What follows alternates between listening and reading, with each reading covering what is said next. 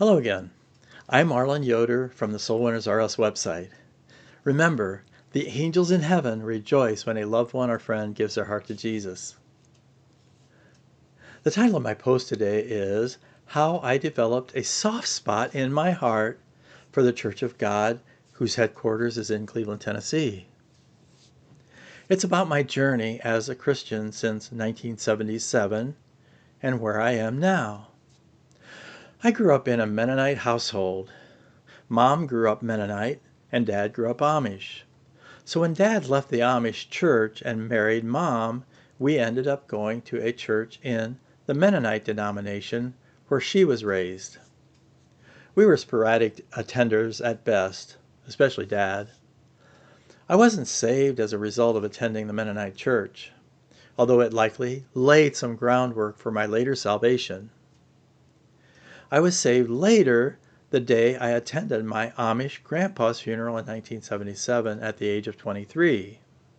I didn't understand any part of the 3 sermons preached by the Amish preachers that day, but I believe the Spirit of the living God was present. After Grandpa was buried in the Amish cemetery, I drove around East Holmes County for over an hour, distraught over my life. I finally stopped the car and called out to God. And He met me in my car, right there alongside the road near Benton, Ohio. After becoming saved, I began attending the Mennonite church again, as I had stopped attending the church sometime before. I then entered Mennonite voluntary service in the early 1980s in Richmond, Virginia, after Dad died in 1980, to enrich my faith. It was there that Satan attacked my faith with a bout of depression like I've never experienced before nor since. I won't get into the details of the cause of the depression at this time. I came back to Holmes County and got a job in a factory for a couple of years. I also worked on 2 carpenter crews, installed kitchen cabinets for a year, worked in a group home with people with developmental disabilities, and worked part-time in a clock shop. You can see by my moving around that I was unsettled. I also left the Mennonite church twice to attend 2 non-denominational churches for very short periods of time. But I always ended up going back each time to Mom's Mennonite church. Again, I felt like I was missing something and I was trying desperately to find it.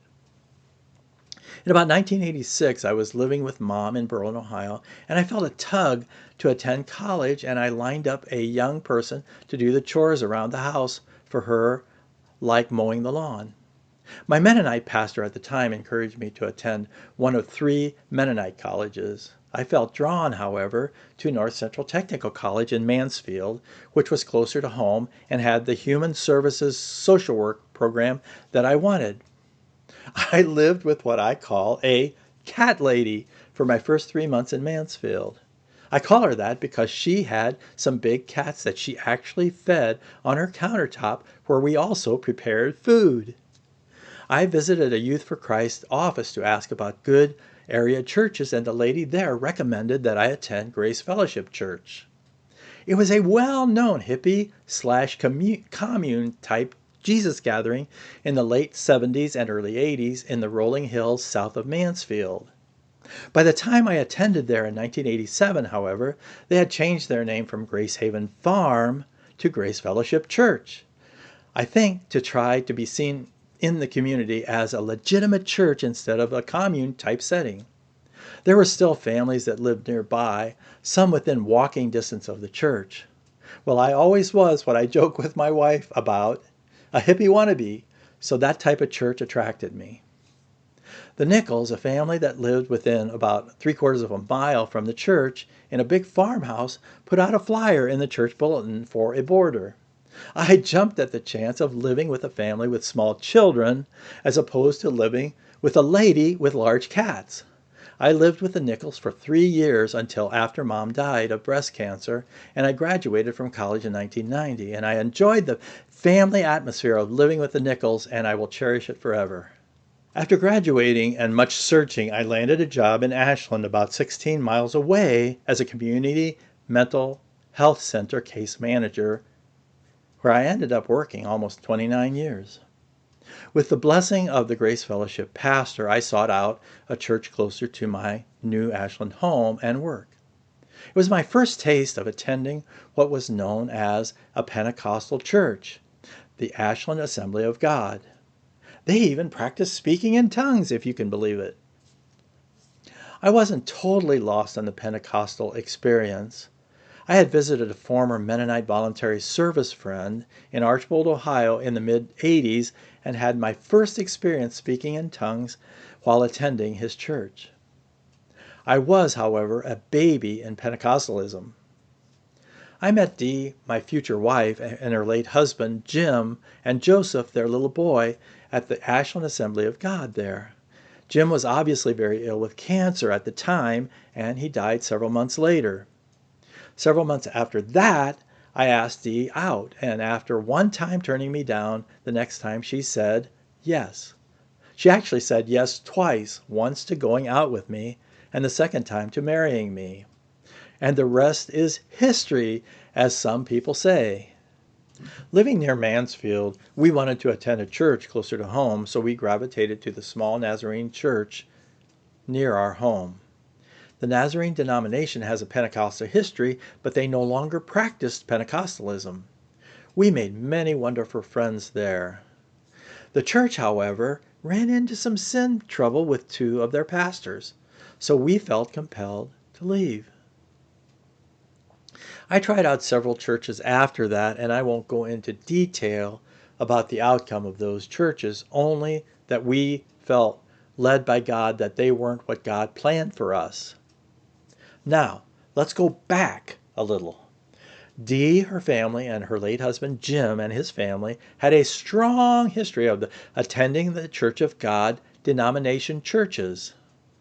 The denomination headquarters is located in Cleveland, Tennessee, as is also Lee University, a Church of God college. Dee attended and graduated from Lee University.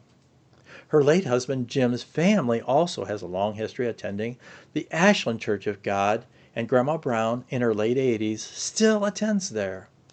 Church of God churches are well known for their 140-year rich history and Pentecostal roots, including a strong belief in the supernatural movement of the Holy Spirit. I'm also drawn to the fact that everyone knows everyone, if you will. It reminds me of my Mennonite and Amish roots.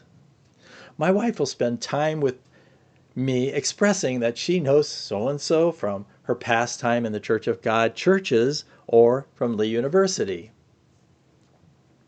I visited the Mansfield Church of God just a half mile from our home several times, but I never felt a strong connection there, and quite frankly, I didn't think the pastor there at that time was very friendly.